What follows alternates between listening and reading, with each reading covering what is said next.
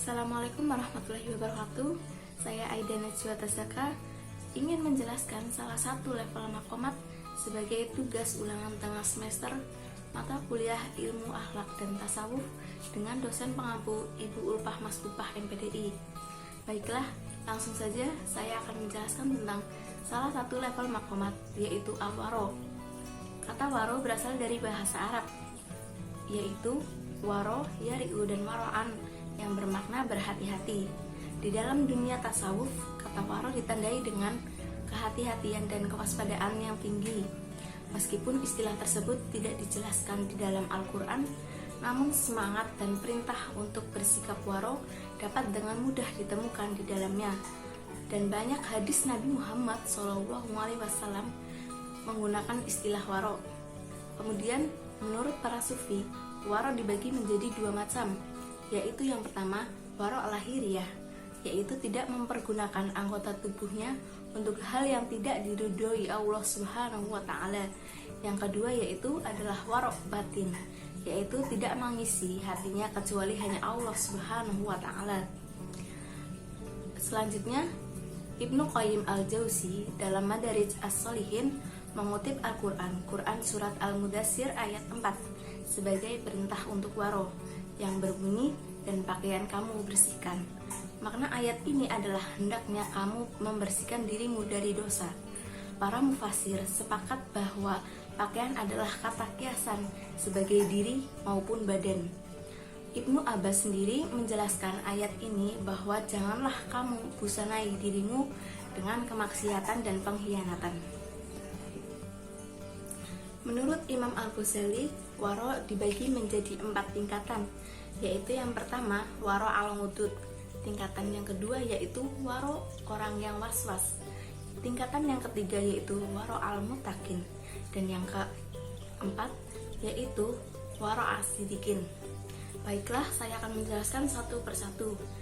Tingkatan yang pertama, waro al-ngudud, atau waro orang-orang yang memiliki kelayakan moralitas, yaitu menjauhi setiap hal yang harus diharamkan, yang bila dilanggar maka pelanggarnya dinilai melakukan kefasikan dan kemaksiatan. Tingkatan yang kedua, waro orang yang was-was. Contohnya adalah setiap syubhat yang tidak wajib dijauhi tetapi dianjurkan untuk dijauhi. Contohnya adalah orang yang tidak mau berburu binatang karena takut binatang tersebut terlepas dari pemiliknya. Sedangkan apa yang dianjurkan untuk dijauhi seperti hadis Nabi yang berbunyi, tinggalkanlah apa yang meragukanmu kepada apa yang tidak meragukanmu. Hadis riwayat An-Nasai. Kemudian tingkatan yang ketiga yaitu waro al-mutakin. Sebagaimana ditegaskan oleh sabda Nabi yang berbunyi, seorang hamba tidak akan mencapai derajat mutakin sehingga ia meninggalkan apa yang tidak berdosa karena takut terhadap apa yang berdosa.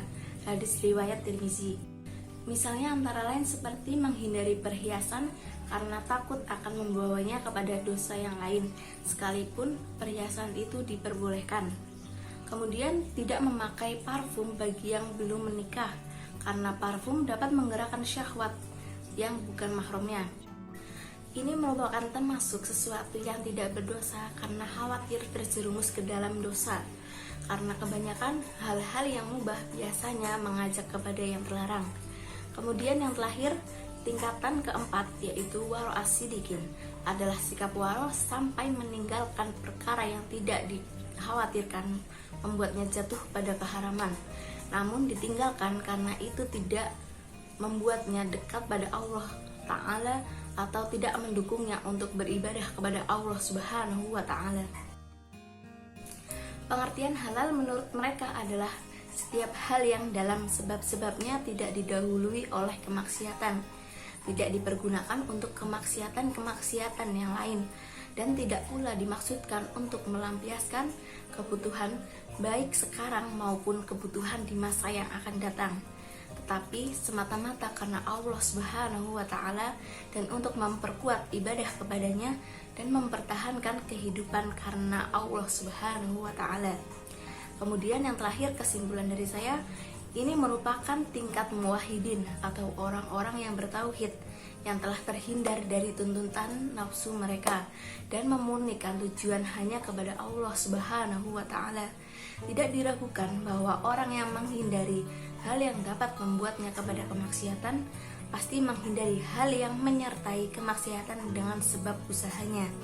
Intinya, waro ini menghindari setiap hal yang tidak disukai karena Allah Subhanahu wa Ta'ala. Lebih singkatnya, waro adalah nilai kesucian diri. Orang Islam seharusnya mengukur keutamaan, makna, kebebasan gagasan dan tindakan dari sejauh mana keduanya dapat membuahkan penyucian diri.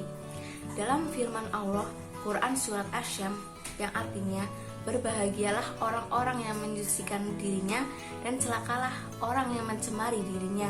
Quran Surat Asy-Syams ayat 9-10. Islam menyeru semua orang untuk berlomba-lomba mensucikan dirinya. Kita semua dipersilahkan mencari kekayaan sebanyak-banyaknya, teman sebanyak-banyaknya, kesibukan sesibuk-sibuknya, selama itu semua tidak mencemari diri kita di hadapan Allah Subhanahu wa Ta'ala. Mungkin sekian dari saya. Mohon maaf bila terdapat kesalahan kata maupun pengucapan. Wabillahi taufik wal hidayah. Wassalamualaikum warahmatullahi wabarakatuh.